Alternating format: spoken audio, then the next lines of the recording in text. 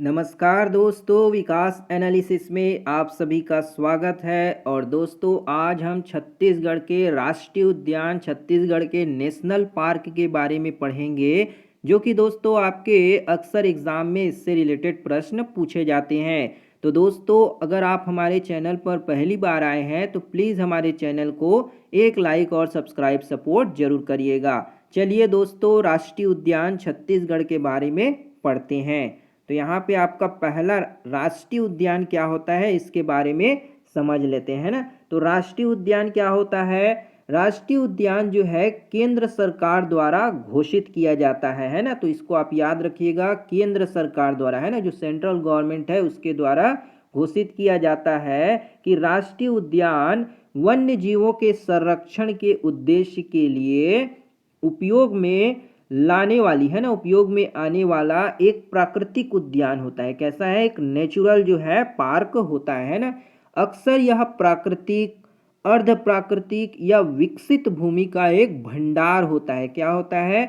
या तो ये प्राकृतिक होगा या फिर ये क्या होगा, अर्ध प्राकृतिक यानी सेमी नेचुरल। और क्या होता है यहाँ पे, विकसित भूमि का एक क्या होता है, भंडार होता है। तो राष्ट्रीय उद्यान क्या है, केंद्र सरकार द्वारा घोषित किया जाता है। इस पॉइंट को आप याद रखिएगा। जहाँ पे क्या है, वन्य जीव, है ना, जो जीव जंतु है उनके संरक्षण के उद्देश्य की बात की जाती है। तो ये आपका हो गया होगा।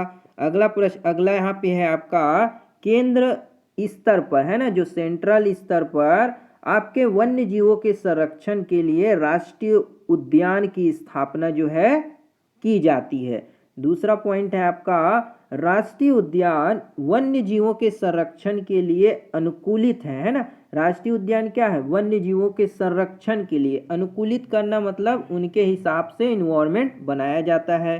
तीसरा पॉइंट है आपका, प्राकृतिक वातावरण उपलब्ध कराता है ना। जो जीव जंतु है उन सब के लिए क्या है, प्राकृतिक यानी कि नेचुरल तरीके से वातावरण जो है, इन्वायरमेंट वहाँ पे उपलब्ध कराया जाता है। अगला है आपका, राष्ट्रीय उद्यान आरक्षित वन क्षेत्र के अंतर्गत आता है। जो राष्ट्रीय उद्यान आरक्षित है वो किसके अंतर्गत आएगा, आपका वन क्षेत्र के अंतर्गत आता है। और अगला पॉइंट है, वर्तमान में छत्तीसगढ़ में 3 राष्ट्रीय उद्यान स्थापित किए गए हैं। कई बार पूछा गया प्रश्न कि छत्तीसगढ़ में कितने राष्ट्रीय उद्यान है। अगर पूछा जाए तो कितने राष्ट्रीय उद्यान है आपके, 3 राष्ट्रीय उद्यान जो है स्थापित किए जा चुके हैं। जिनमें से कौन कौन से हैं आपके, पहला है आपका यहाँ पे गुरु घासीदास राष्ट्रीय उद्यान, है ना, गुरु घासीदास राष्ट्रीय उद्यान। दूसरा इंद्रावती राष्ट्रीय उद्यान। और तीसरा है आपका कांगेर घाटी राष्ट्रीय उद्यान। तो आप इसको याद रखिएगा कि छत्तीसगढ़ में 3 राष्ट्रीय उद्यान है, गुरु घासीदास और इंद्रावती राष्ट्रीय उद्यान, कांगेर घाटी राष्ट्रीय उद्यान। अगला पॉइंट देखते हैं, पहला है आपका इंद्रावती राष्ट्रीय उद्यान, है ना। इंद्रावती राष्ट्रीय उद्यान के बारे में जान लेते हैं। तो इसकी स्थापना जो है ना, कब की गई थी, 1978 में। 1978 में आपका इंद्रावती राष्ट्रीय उद्यान की स्थापना की गई। जो इंद्रावती आपका नेशनल पार्क है उसकी स्थापना कब की गई, 1978 में की गई। कहाँ पर है स्थान, तो कहाँ पर है अगर पूछा जाए तो ये आपका बीजापुर में है। कहाँ पर है, बीजापुर में आपका इंद्रावती राष्ट्रीय उद्यान है। अगर क्षेत्रफल पूछा जाए तो क्षेत्रफल है आपका 1258 वर्ग किलोमीटर के क्षेत्रफल में आपका इंद्रावती राष्ट्रीय उद्यान जो है फैला हुआ है। यहाँ पे प्रमुख जो पशु हैं वो आपके टाइगर पाए जाते हैं। क्या पाए जाते हैं, प्रमुख पशु आपके टाइगर पाए जाते हैं। यह छत्तीसगढ़ का प्रथम राष्ट्रीय उद्यान है। तो इस पॉइंट को आप याद रखिएगा कि छत्तीसगढ़ का प्रथम राष्ट्रीय उद्यान अगर पूछा जाए तो छत्तीसगढ़ का प्रथम राष्ट्रीय उद्यान कौन सा है, तो वो होगा आपका इंद्रावती राष्ट्रीय उद्यान। जो छत्तीसगढ़ का प्रथम राष्ट्रीय उद्यान है, क्या है, छत्तीसगढ़ का प्रथम राष्ट्रीय उद्यान कौन है, तो इंद्रावती राष्ट्रीय उद्यान, है ना। इस पॉइंट को आप जरूर से याद रखिएगा। अगला देखते हैं आपका, छत्तीसगढ़ का एकमात्र कुटरू गेम सेंचुरी, है ना, छत्तीसगढ़ का एकमात्र कुटरू गेम सेंचुरी बीजापुर इसी राष्ट्रीय उद्यान में स्थित है ना। छत्तीसगढ़ का एकमात्र क्या है, कुटरू गेम सेंचुरी जो आपका बीजापुर में है ना। कौन से, इंद्रावती राष्ट्रीय उद्यान में आपका है। अगला पॉइंट है आपका इस राष्ट्रीय उद्यान के मध्य में इंद्रावती नदी प्रवाहित होती है। ये भी आपसे पूछा जा सकता है कि इंद्रावती राष्ट्रीय उद्यान कौन से नदी से प्रवाहित हो रही, कौन सी नदी प्रवाहित होती है अगर पूछा जाए तो इंद्रावती नदी है ना। कौन सी नदी? इंद्रावती नदी मध्य में प्रवाहित होती है। कहाँ? मध्य में इंद्रावती नदी प्रवाहित होती है। अगला जो पॉइंट है, राज्य का एकमात्र राष्ट्रीय उद्यान है जिसे राज्य का प्रोजेक्ट टाइगर घोषित किया गया है ना। प्रोजेक्ट टाइगर कब घोषित किया गया? तो 1982 से 83 में जो आपका इंद्रावती राष्ट्रीय उद्यान है उसको क्या घोषित किया गया? टाइगर प्रोजेक्ट के लिए घोषित किया गया 1982-83 में। तो इस पॉइंट को आप जरूर याद रखिएगा। अगला पॉइंट है, प्रदेश सरकार ने 2009 में यह राष्ट्रीय टाइगर रिजर्व को लागू किया। जो प्रदेश की सरकार है, जो आपकी स्टेट गवर्नमेंट है, उन्होंने कब? 2009 में राष्ट्रीय टाइगर रिजर्व को लागू किया है ना। जो नेशनल आपका टाइगर रिजर्व है उसको लागू कब किया गया? तो 2009 में आपके स्टेट गवर्नमेंट ने लागू किया। अगला देखते हैं हमारा, अगला दिया है आपका गुरु घासीदास राष्ट्रीय उद्यान है ना। गुरु घासीदास जी का राष्ट्रीय उद्यान दिया गया है। इसकी स्थापना कब की गई? तो 1981 में है ना। कब की गई गुरु घासीदास राष्ट्रीय उद्यान की स्थापना? जो है 1981 में की गई। इसका पुराना नाम क्या है अगर पूछा जाए तो पुराना नाम है इनका संजय गांधी राष्ट्रीय उद्यान है ना। कई बार एग्जाम में पूछा गया है कि गुरु घासीदास राष्ट्रीय उद्यान का पुराना नाम क्या है, तो क्या है पुराना नाम? संजय गांधी राष्ट्रीय उद्यान। या ऐसे भी पूछा जा सकता है कि संजय गांधी राष्ट्रीय उद्यान को अभी किस नाम से जाना जाता है, तो वो हो जाएगा आपका गुरु घासीदास राष्ट्रीय उद्यान। तो इसको आप जरूर से नोट कर लीजिएगा। अगला पॉइंट है, कहाँ पर है गुरु घासीदास राष्ट्रीय उद्यान अगर पूछा जाए तो ये आपका कोरिया व सूरजपुर में है। कहाँ है? कोरिया और सूरजपुर में आपके गुरु घासीदास राष्ट्रीय उद्यान है, जिनके अगर क्षेत्रफल देखें तो वो आपका 1441 वर्ग किलोमीटर में आपका गुरु घासीदास राष्ट्रीय उद्यान फैला हुआ है। कितना? 1441 में। और कहाँ है? तो कोरिया व सूरजपुर में है ना। आप इसको जरूर से याद रखिएगा कि कोरिया और सूरजपुर में है। और इनका पुराना नाम क्या है? तो संजय गांधी राष्ट्रीय उद्यान, जिसका अभी वर्तमान में गुरु घासीदास राष्ट्रीय उद्यान के नाम से जानते हैं। तो इसको आप जरूर याद रखिएगा। अगला जो है आपका यहाँ पे प्रमुख पशु है ना। जो गुरु घासीदास राष्ट्रीय उद्यान है उनके प्रमुख पशु अगर पूछा जाए तो वहाँ पे आपके नीलगाय हैं, तेंदुआ, सांभर, बाघ इत्यादि जो है आपके गुरु घासीदास राष्ट्रीय उद्यान में देखने को मिल जाते हैं।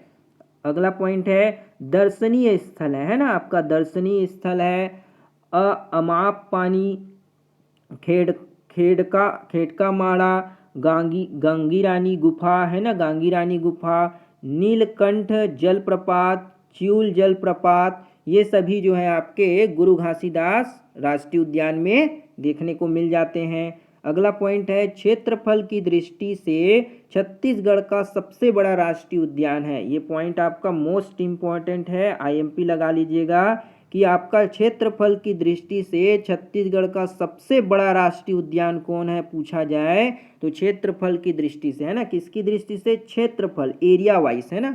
कौन सबसे बड़ा है? तो वो होगा आपका यहाँ पे गुरु घासीदास राष्ट्रीय उद्यान सबसे बड़ा है। तो यहाँ पे आप इसको याद रखिएगा। गुरु घासीदास राष्ट्रीय उद्यान में आपके सर्वाधिक बाघ पाए जाते हैं। सबसे ज्यादा बाघ कहाँ पाए जाते हैं? तो गुरु घासीदास राष्ट्रीय उद्यान में सर्वाधिक संख्या में बाघ जो है आपके पाए जाते हैं। अगला देखते हैं, अगला है आपका यहाँ पे कांगेर घाटी। कांगेर घाटी राष्ट्रीय उद्यान है ना, जो कि आपका तीसरा राष्ट्रीय उद्यान है। तो कांगेर घाटी राष्ट्रीय उद्यान, इसकी स्थापना कब की गई?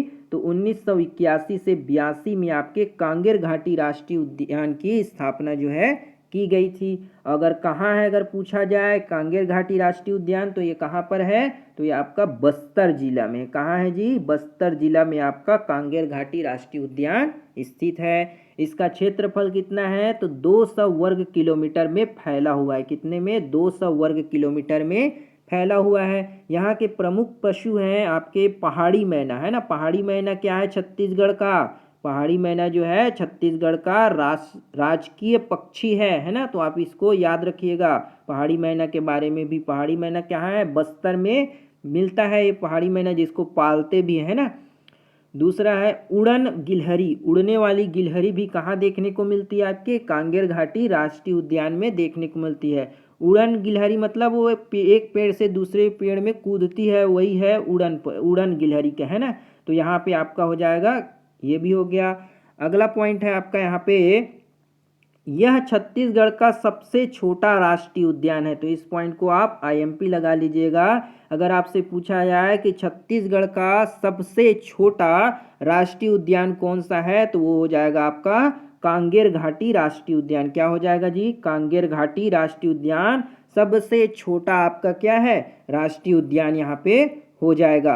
अगला पॉइंट है आपका, इस उद्यान में भैंसा दरहा नामक स्थान पर प्राकृतिक रूप से मगरमच्छ पाए जाते हैं। ये पॉइंट जो है एग्जाम में कई बार जो है पूछा गया है, तो इसको आप याद रखिएगा कि इस उद्यान में भैंसा दरहा है ना, भैंसा दरहा नाम का एक जगह है। कहाँ पे, तो ये आपका कहाँ है, कांगेर घाटी राष्ट्रीय उद्यान में, है ना। कांगेर घाटी राष्ट्रीय उद्यान में भैंसा दरहा नाम का एक जगह है, जहाँ पे प्राकृतिक रूप से क्या पाए जाते हैं, मगरमच्छ, क्रोकोडाइल जो है वहाँ पे पाए जाते हैं। तो इसको आप जरूर याद रखिएगा, भैंसा दरहा नामक जगह पे प्राकृतिक रूप से आपके मगरमच्छ देखने को मिलते हैं। तो कहाँ है ये, आपका कांगेर घाटी राष्ट्रीय उद्यान में।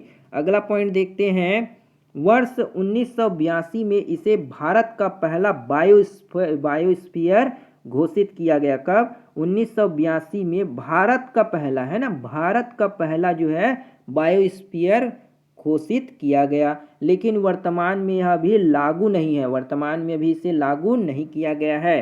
अगला पॉइंट है, कांगेर घाटी के बीचों बीच कांगेर नदी बहती है। कौन सी नदी बहती है, कांगेर नदी। तो ये भी आपका इंपॉर्टेंट हो जाएगा, याद रखना भी इजी है, क्योंकि कांगेर घाटी है तो कांगेर नदी, है ना, आप याद रख सकते हैं कांगेर घाटी कांगेर नदी से बहती है। इस कारण इसका नाम कांगेर घाटी पड़ा है, इसी कारण से इसका नाम क्या है, कांगेर घाटी पड़ा है। अगला पॉइंट है, छत्तीसगढ़ का राजकीय पक्षी पहाड़ी मैना का संरक्षण किया गया है ना। छत्तीसगढ़ का जो पहाड़ी जो पक्षी है ना, छत्तीसगढ़ का जो राजकीय पक्षी है आपका पहाड़ी मैना, इसका संरक्षण भी यहाँ पे किया गया है। तो यहाँ पे ये पॉइंट को आप याद रखिएगा। अगला पॉइंट है आपका, कांगेर घाटी में उड़न गिलहरी, क्या है, उड़न गिलहरी और रिसर्च बंदर पाए जाते हैं। रिसर्च बंदर क्या है, तो आपने साइंस में पढ़ा होगा कि RH जो फैक्टर होते हैं, जिसमें आपके पॉजिटिव और नेगेटिव, है ना, पॉजिटिव और नेगेटिव डिसाइड किया जाता है, वो रिसर्च बंदर द्वारा, है ना। तो इस पॉइंट को भी आप याद रखिएगा। तो रिसर्च बंदर कहाँ पे पाए जाते हैं, आपके कांगेर घाटी राष्ट्रीय उद्यान में, और यहीं पे आपके उड़न गिलहरी भी देखने को मिलती है। अगला पॉइंट है आपका यहाँ पे, कांगेर घाटी में कुटुम्बसर गुफा स्थित है। कौन सी गुफा स्थित है, तो कुटुम्बसर की गुफाएं जो है वो कहाँ है, कांगेर घाटी में स्थित है, जिसमें अंधी मछली पाई जाती है। कौन सी मछली, अंधी मछली जो है आपका कांगेर घाटी की कुटुम्बसर की गुफाओं में पाई जाती है ना। जो ब्लाइंड फिश होती है वो कहाँ पाई जाती है, आपकी कांगेर घाटी में पाई जाती है। तो इस पॉइंट को भी आप याद रखिएगा। अगला प्रश्न है आपका, यहाँ पे कुछ महत्वपूर्ण फैक्ट है, इसको भी हम देख लेते हैं, जो कि एग्जाम में आपके पूछे जाते हैं। छत्तीसगढ़ का कौन सा राष्ट्रीय उद्यान क्षेत्र में सबसे विस्तृत है, तो कौन सा है आपका, संजय गांधी राष्ट्रीय उद्यान, है ना। तो संजय गांधी राष्ट्रीय उद्यान को हम और किस नाम से जानते हैं, तो इसका आंसर आप हमें कमेंट करके बताइएगा, है ना। संजय गांधी राष्ट्रीय उद्यान को हम कौन से राष्ट्रीय उद्यान के अन्य नाम से भी जानते हैं ना, तो इसको आप कमेंट करके बताइएगा। अगला पॉइंट है, गुरु घासीदास राष्ट्रीय उद्यान, है ना, गुरु घासीदास उद्यान को राष्ट्रीय उद्यान कब घोषित किया गया है ना। गुरु घासीदास जो उद्यान है उसको राष्ट्रीय उद्यान कब घोषित किया गया, तो 1981 में और 1982 में। 1981 से 82 में आपका इसे राष्ट्रीय उद्यान, है ना, नेशनल पार्क के रूप में घोषित किया गया। अगला पॉइंट है, कांगेर घाटी राष्ट्रीय उद्यान की स्थापना 1982 में बस्तर जिले में किया गया। कौन से जिले में जी, तो बस्तर जिले में स्थापना की गई। अगला पॉइंट देखते हैं, तो यहाँ पे आपका पॉइंट जो है ख़त्म हो चुका है ना। तो उम्मीद करते हैं दोस्तों आपको ये वीडियो पसंद आया होगा, आपके लिए हेल्पफुल होगा। तो हमारे वीडियो को एक लाइक और सब्सक्राइब सपोर्ट जरूर करिएगा। मिलते हैं दोस्तों अगली वीडियो में, तब तक के लिए जय हिंद, वंदे मातरम।